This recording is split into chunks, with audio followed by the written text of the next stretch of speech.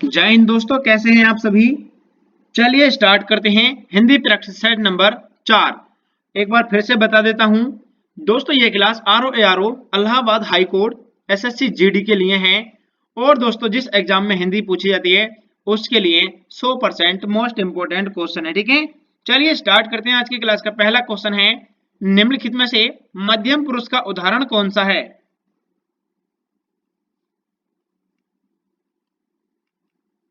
चलिए बताते हैं दोस्तों, इसका राइट आंसर हो जाएगा मध्यम पुरुष का है, यानी कि ऑप्शन नंबर तुम, ऑप्शन नंबर बी ठीक है। नेक्स्ट क्वेश्चन है, हिंदी में कारक की संख्या कितनी है। हिंदी में कारक की संख्या कितनी है, तो ये है दोस्तों, यानी कि 8 है। नेक्स्ट क्वेश्चन है, हिंदी गद्य का सर्वप्रथम युग किसे माना जाता है। तो दोस्तों, यह माना जाता है भारतेंदु युग को। उत्कृष्ट का निम्नलिखित में से कौन सा सही विलोम शब्द है। उत्कृष्ट का विलोम शब्द इनमें से कौन सा है।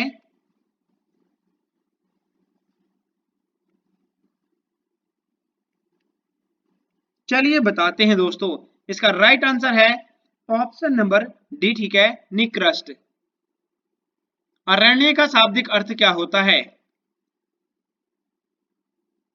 अरण्य का शाब्दिक अर्थ होता है जंगल।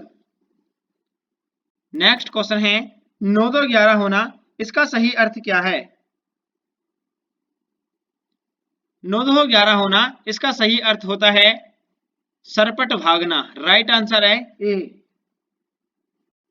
उर्दू किस भाषा का शब्द है। उर्दू किस भाषा का शब्द है, तो ये है दोस्तों तुर्की भाषा का। ठीक है, तुर्की भाषा। चलिए नेक्स्ट क्वेश्चन है, पक्षी के लिए सही पर्यायवाची वाले शब्दों की पंक्ति को चुनिए। यानी इसमें पक्षी के सभी पर्यायवाची हैं, जो कि सही पंक्ति है कौन सी है। तो ये है दोस्तों पक्षी के, यानी कि विहग, विहंगम और खग। ठीक है, राइट आंसर है इसका ए ठीक है। नेक्स्ट क्वेश्चन है, चलिए दिए गए विकल्पों में से हर्ष का शब्द विपरीतार्थक कौन सा है। हर्ष का विलोम शब्द कौन सा है। तो दोस्तों, हर्ष का विलोम शब्द है, यानी कि इसका ऑप्शन नंबर विषाद। ठीक है, विषाद। नेक्स्ट क्वेश्चन है, चलिए मोती का तत्सम रूप क्या है। मोती का तत्सम रूप क्या है।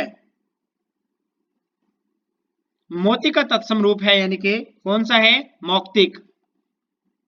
नेक्स्ट क्वेश्चन है, एक्स एक्स एक्स रेखांकित चिन्ह को, यानी कौन सा है। यहां पर यह चिन्ह दिया गया है, कौन सा है। चलिए बताते हैं दोस्तों, तो यह चिन्ह है, यानी कि कौन सा है, लोप सूचक। उपमा के 4 अंग में से किसी एक के न होने पर भी उपमा अलंकार होता है, उसे क्या कहा जाता है। उसे बोलते हैं दोस्तों लुप्तोपमा, लुप्तोपमा। नेक्स्ट क्वेश्चन है, होनहार वीरवान के होत चिकने पात लोकोक्ति का सही अर्थ क्या है। तो इस लोकोक्ति का सही अर्थ है, यानी कि होनहार बालक के गुण बचपन से ही दिखाई देते हैं, दिखाई देने लगते हैं। ठीक है, नेक्स्ट क्वेश्चन है, जीतने की इच्छा वाक्यांश के लिए सही शब्द कौन सा है। वाक्यांश के लिए सही शब्द कौन सा है। चलिए दोस्तों बताते हैं, जीतने की इच्छा, तो इसका सही अर्थ है, यानी कि जिज्ञासा। राइट आंसर है इसका डी ठीक है। नेक्स्ट क्वेश्चन है, गर्दन झुकाना गर्दन झुकाना, मुंह फेरना आदि किस प्रकार का अनुभाव है। गर्दन झुकाना, मुंह फेरना किस प्रकार का अनुभाव है।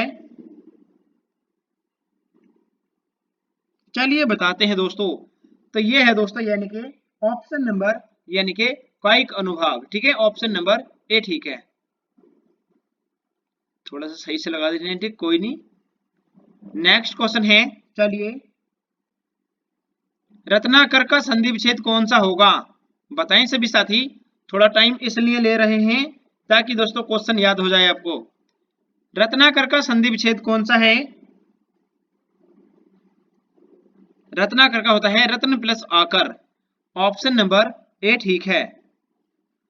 चलिए नेक्स्ट क्वेश्चन देखते हैं, इसका राइट आंसर हो जाएगा रत्न प्लस आकर।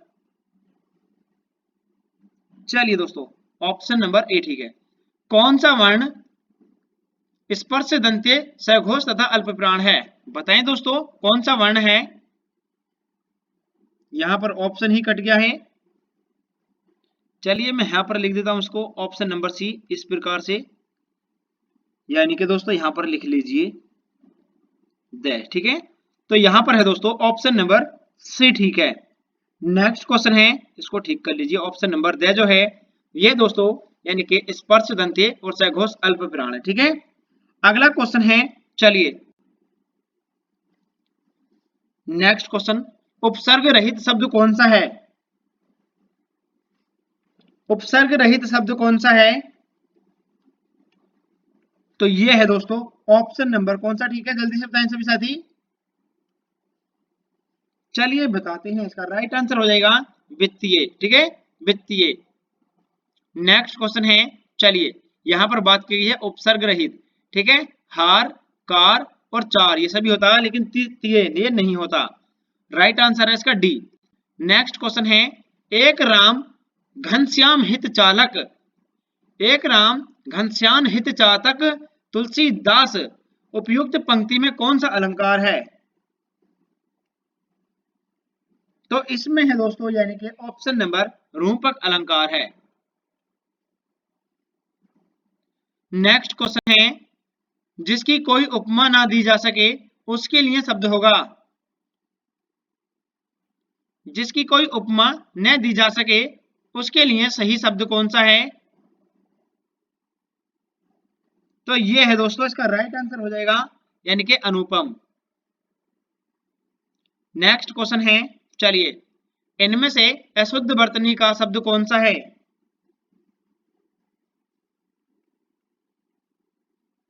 इनमें से अशुद्ध वर्तनी का शब्द कौन सा है? तो ये है दोस्तों हिरण्यकश्यपु, ठीक है, हिरण्यकश्यपु, यहां पर होता है हिरण्यकशिपु। नेक्स्ट क्वेश्चन है, चलिए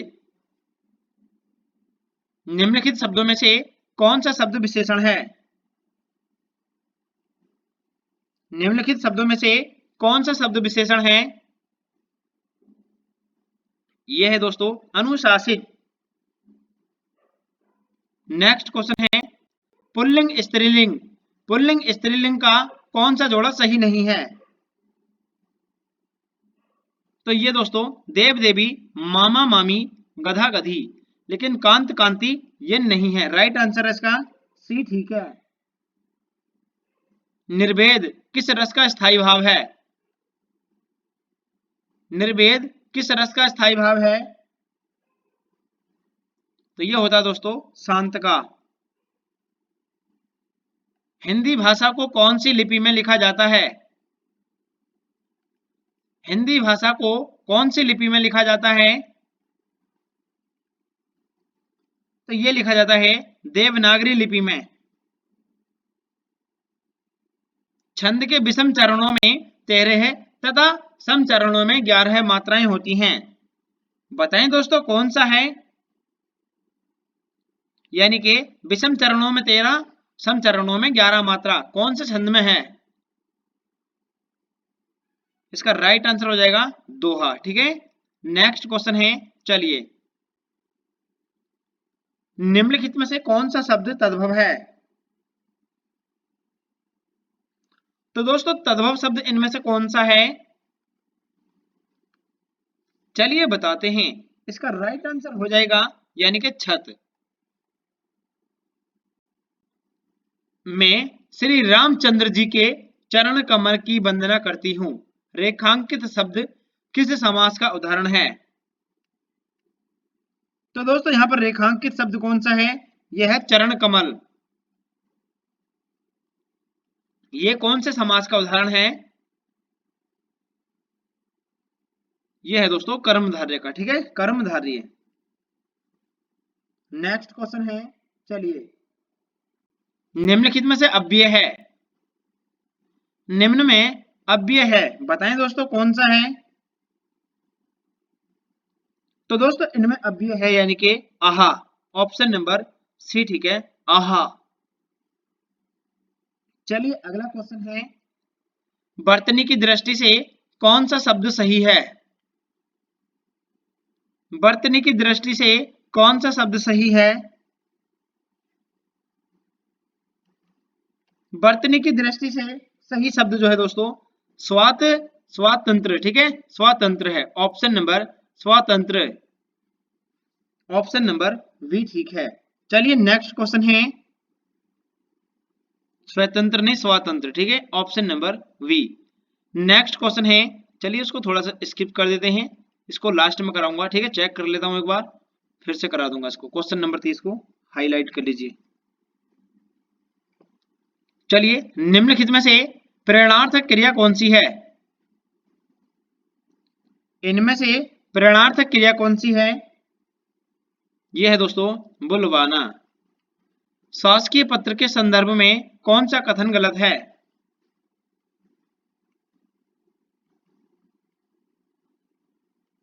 तो दोस्तों इसमें से गलत कथन बताना है, कौन सा है? यह है दोस्तों, पत्र के सबसे ऊपर पत्र संख्या लिखते हैं, पत्र के बोर्ड और सेवा में लिखा जाता है, बाईं ओर सेवा में लिखा जाता है, संबोधन महोदय बाईं ओर लिखा जाता है, ठीक है, लेकिन पत्र संख्या के ऊपर तिथि लिखी जाती है, ये गलत है, ऑप्शन नंबर बी ठीक है। नेक्स्ट क्वेश्चन है, चलिए, कौन सी विसर्ग संधि नहीं है? क्वेश्चन नंबर 33 का आंसर दें सभी साथी, विसर्ग संधि कौन सी नहीं है? यानी कि दोस्तों संतोष, ठीक है, ऑप्शन नंबर सी ठीक है। नेक्स्ट क्वेश्चन है, चलिए, मथुरा और वृंदावन में कौन सी भाषा बोली जाती है? मथुरा और वृंदावन में कौन सी भाषा बोली जाती है? तो दोस्तों इसमें बोली जाती है यानी कि ब्रज भाषा। सवैया के संदर्भ में कौन सा कथन गलत है? तो दोस्तों यानी कि सवैया के संदर्भ में कौन सा कथन गलत है? सवैया एक मात्रिक छंद है, यही गलत है, ठीक है, ऑप्शन नंबर ए ठीक है। इसके चरण 22 से 26 वर्ष, यहां पर वर्ण कर लीजिए, ठीक है, वर्ण। सुंदरी सवैया का एक प्रमुख भेद है, ठीक है, ब्रज भाषा का यह है बहुप्रचलित छंद है, ठीक है, लेकिन गलत कथन बताना है, सवैया एक मात्रिक छंद है, यही गलत है। नेक्स्ट क्वेश्चन है, चलिए, दिए गए रिक्त स्थान की पूर्ति करें, यानी कि यहां पर बात की गई है धन के में आज भी कुछ बन जाते हैं, क्या बन जाते हैं? तो दोस्तों चलिए बताते हैं, धन के लालच में आज भी कुछ लोग जयचंद बन जाते हैं, ठीक है, राइट आंसर है डी। संयुक्त वाक्य कौन सा है?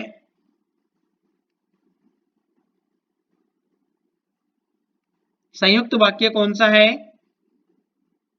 यह है दोस्तों, उन्होंने, उन्हें ना नींद आती थी न भूख प्यास लगती थी, ऑप्शन नंबर डी सही है, यही संयुक्त वाक्य है। बीजक किसकी रचना है? बीजक किसकी रचनाओं का संग्रह है? तो दोस्तों बीजक जो है ये है दोस्तों ऑप्शन नंबर कबीर जी का। नेक्स्ट क्वेश्चन है और ये लास्ट क्वेश्चन है, प्राधिकारी के लिए सटीक अंग्रेजी शब्द कौन सा है?